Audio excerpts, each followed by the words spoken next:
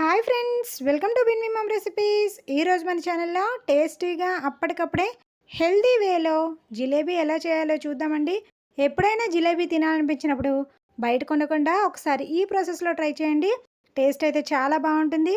పైన క్రిస్పీగా లోపల జ్యూసీగా చాలా చాలా పర్ఫెక్ట్గా వస్తుందండి. కేవలం 10 నిమిషాల్లో చేసుకోవచ్చు. ఎలా చేయాలో చూసేద్దాం. ముందుగా ఒక మిక్సింగ్ బౌల్ పైన జల్లెని పెట్టుకొని 1 కప్పు గోధుమ పిండిని తీసుకొని జల్లించుకోవాలి. పిండిని ఖచ్చితంగా జల్లించి మాత్రమే తీసుకోండి. తర్వాత దీనిలోకి ఒక పావు స్పూను సాల్ట్ యాడ్ చేసుకోవాలి. అలాగే కొద్ది కొద్దిగా వాటర్ని యాడ్ చేసుకుంటూ పిండిని వీడియోలో చూపించినట్టుగా చక్కగా మిక్స్ చేసుకోవాలి. ఎక్కడా కూడా ఉండలు లేకుండా స్మూత్గా కలుపుకోండి. చూసారు కదండి, ఈ కన్సిస్టెన్సీలో కలుపుకుంటే పర్ఫెక్ట్గా సరిపోతుంది.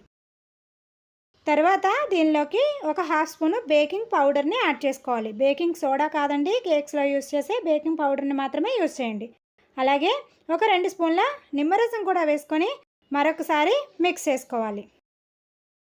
చూసారు కదా, ఈ విధంగా అంతా కలిసేలాగా కలుపుకున్న తర్వాత దీనిలోకి ఒక పించ్ ఫుడ్ కలర్ని యాడ్ చేసుకోవాలి. ఫుడ్ కలర్ పూర్తిగా ఆప్షనల్ అండి, వద్దు అనుకుంటే స్కిప్ చేసేయచ్చు.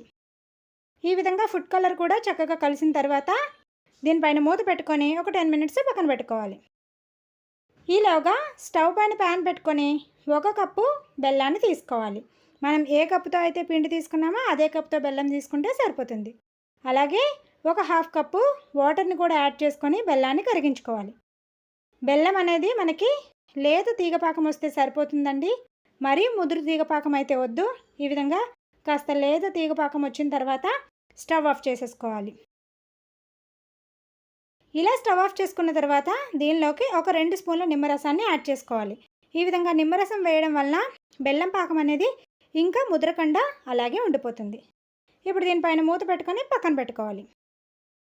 ఇప్పుడు ఆల్రెడీ మనం కలిపి పెట్టుకున్న జిలేబీ బ్యాటర్ ఉంది కదండి, దాన్ని మరొక్కసారి మిక్స్ చేసుకొని ఏదైనా ఒక జిప్లాక్ కవర్ కానీ లేదంటే పాల ప్యాకెట్ కవర్ కానీ తీసుకొని దానిలోకి ఈ బ్యాటర్ని యాడ్ చేసుకోవాలి. ఇలా వేసుకున్న తర్వాత మనం దీన్ని చక్కగా ఈ విధంగా లాక్ చేసేసుకొని పిండిని రెడీ చేసుకోవాలి. తర్వాత చివర కార్నర్లో చిన్నగా కట్ చేసుకోవాలి. ఇప్పుడు స్టవ్ పైన కడాయి పెట్టుకొని డీప్ ఫ్రైకి సరిపడా ఆయిల్ వేసుకొని హీట్ చేసుకోవాలి. ఆయిల్ వేడైన తర్వాత మనం రెడీ చేసుకునే ఈ జిలేబీ బ్యాటర్ని వీడియోలో చూపించినట్టుగా ఈ విధంగా రౌండ్గా ఆయిల్లోకి వేసుకోండి. షేప్ సరిగా రాకపోయినా సరే టేస్ట్ అయితే మాత్రం ఖచ్చితంగా పర్ఫెక్ట్గా వస్తుందండి. చూసారు కదా, ఈ విధంగా క్రిస్పీగా ఫ్రై అయిన తర్వాత వెంటనే దానిని బెల్లం పాకంలోకి వేసుకొని 2 వైపులా కూడా బెల్లం పాకంలో డిప్ చేసుకోవాలి. ఏదైనా ఒకటి వేడిగా ఉంటే సరిపోతుందండి. మనం వేడివేడిగా జిలేబీ తీసి పాకంలోకి వేసాం కాబట్టి చక్కగా పాకం అనేది పీల్చుకుంటుంది. అదేవిధంగా మిగిలిన జిలేబీలు కూడా వేసుకొని బెల్లం పాకంలో డిప్ చేసుకొని తీసుకోవాలి. చూసారు కదండి, పాకం ఈ విధంగా ఉంటే మనకి జిలేబీలు అనేవి పర్ఫెక్ట్గా పాకాన్ని పీల్చుకుంటాయి. ఇదే ప్రాసెస్లో మిగిలిన జిలేబీలను కూడా వేసుకొని ఫ్రై చేసుకొని పాకంలో వేసుకొని తీసుకోండి. వేసినప్పుడు కూడా ఒక్కొక్కటి మాత్రమే వేసుకోండి. కొద్దిగా ఈ విధంగా ఆయిల్ వేసుకొని మాత్రమే ఫ్రై చేసుకోండి.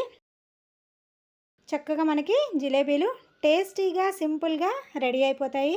అలాగే గోధుమ పిండి బెల్లంతో కాబట్టి ఎప్పుడు కావాలంటే అప్పుడు వీటిని చేసుకొని టేస్ట్ చేసేయచ్చు. అంతే అండి, సింపుల్గా చేసుకునే స్వీట్ రెసిపీ జిలేబీ రెడీ.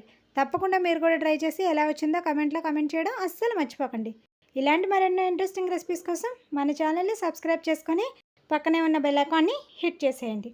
అలాగే వీడియో నచ్చితే మీ ఫ్రెండ్స్కి రిలేటివ్స్ కూడా షేర్ చేసేయండి. Thank you for watching.